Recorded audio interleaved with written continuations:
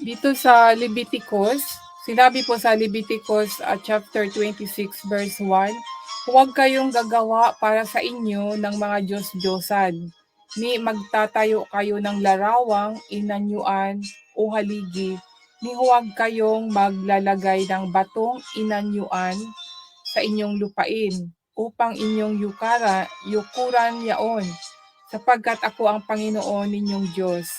Ito po, klaro po siya, no?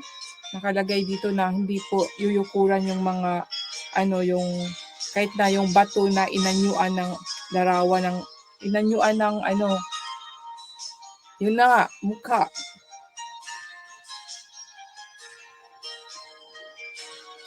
Kaya sana po kung gumagawa tayo ng ganito, imbis na magalit tayo, na lang, yung bang i-correct na lang din po natin ang sarili natin.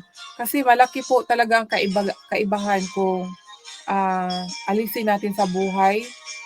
Parang ang daloy ng blessings ay continue dahil kung ating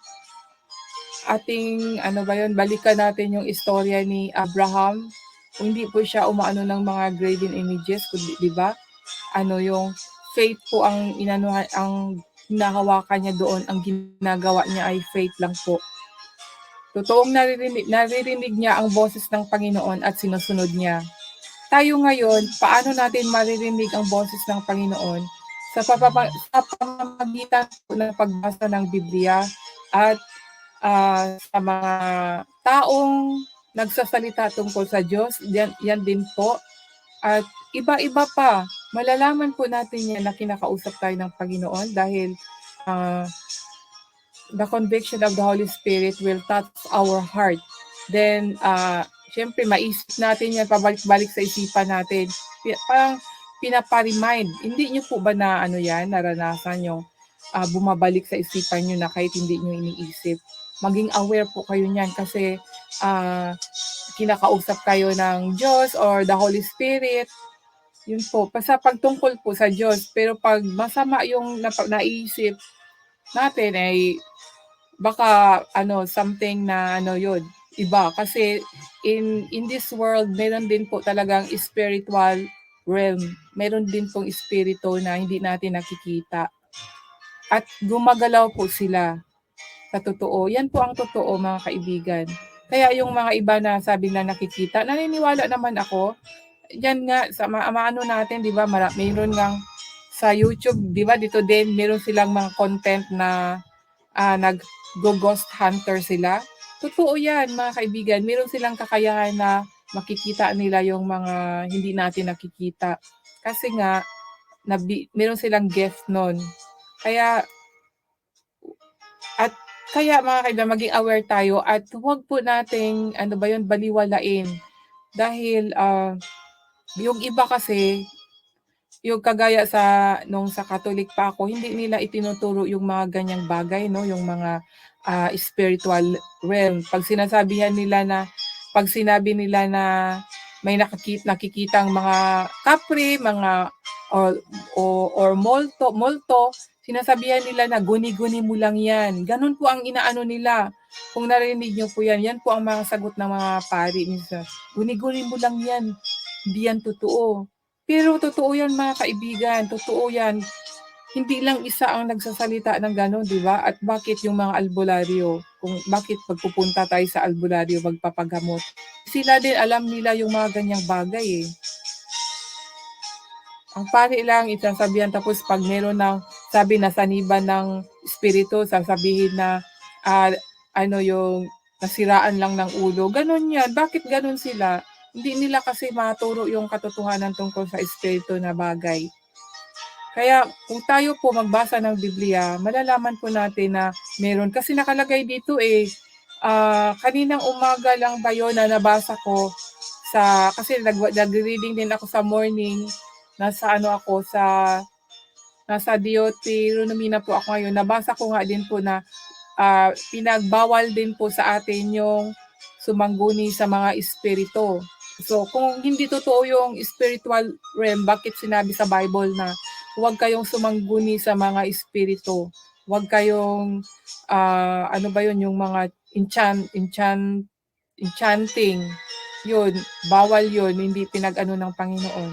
So, ganun mga kaibigan, huwag nating katakutan or huwag nating kaligtaan ang mga tungkol sa bagay na ganyan dahil pag meron tayong alam sa mga bagay tungkol sa espiritu, hindi na po tayo matatakot. Actually, ako sabi ko nga ang experience ko talaga 'to mga kaibigan dahil nung maliit pa ako nakakita din ako maliit pa ako.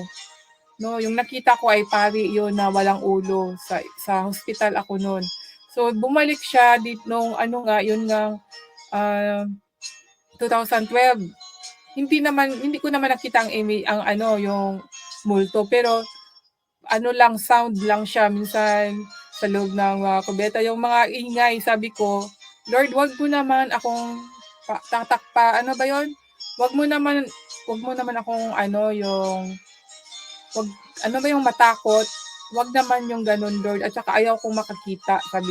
Sinabi ko talaga kay Lord, ayaw kong makakita ng multo kasi baka mamaya pag pangit yung makikita ko, baka tatakbo ako. Kaya at saka yung mga sounds, sabi ko ayaw ko yung mga ganyan, Lord. Kasi minsan na lang may sound, mapabigla akong mapahinto Sabi ko, tapos akala ko sa kubeta, may kasama ako, may tao, tapos wala pala. Tapos yun, sabi ko, Lord, ayoko yung ganyan, natatakot ako, kaya ayoko yung ganyan. Dineclare ko kay Lord at hindi niya ako pinapakitaan ng ganyan. Ang pinapakita niya ngayon ay, yun nga, yung sa himpapawid ng yung mga ulap, may mga maraming mukha, may mga angels, mga nakakatakot na mukha, and then something na good, magaganda din. Nakagaya na lang din nung isang araw, no? Magla-live sana ako kasi nga kukunan ko sana, nakita ko na naman yung halo. Ay, nasa train kasi ako noon, patawid, baga huminto pa kasi may dumaan na train. So sabi ko, pag tumawid ako, kukunan ko, magla-live ako. Tapos, nung actual na magla-live na ako, nag-setting na ako, kasi syempre, isi-set pa natin pag mag-live, di ba? Naku, biglang tinakpan ng ulap yung rainbow. Imagine, ano siya, sobrang init na, no? Di ba pag magkaroon ng rainbow is pagkatapos ng ulan,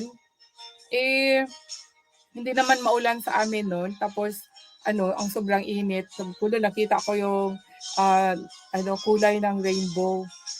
Tapos, nung actual ko ng kunan, talagang natakpan talaga siya ng mga ulap. Talagang ang mga ulap, talagang pumunta doon sa rainbow, talagang makapal. Kaya sabi ko, nandumo talaga ako. Kaya doon ko na anyway, thankful pa rin ako dahil ako lang nakakapansin, nakita ko. So baka ayaw ni Lord na kunan or ako lang ang pinapakitaan. Parang ganon, kagaya nung patutuo ko na yung candle, no, na nagkaroon ng kulay na blue. Tapos pinakita ko.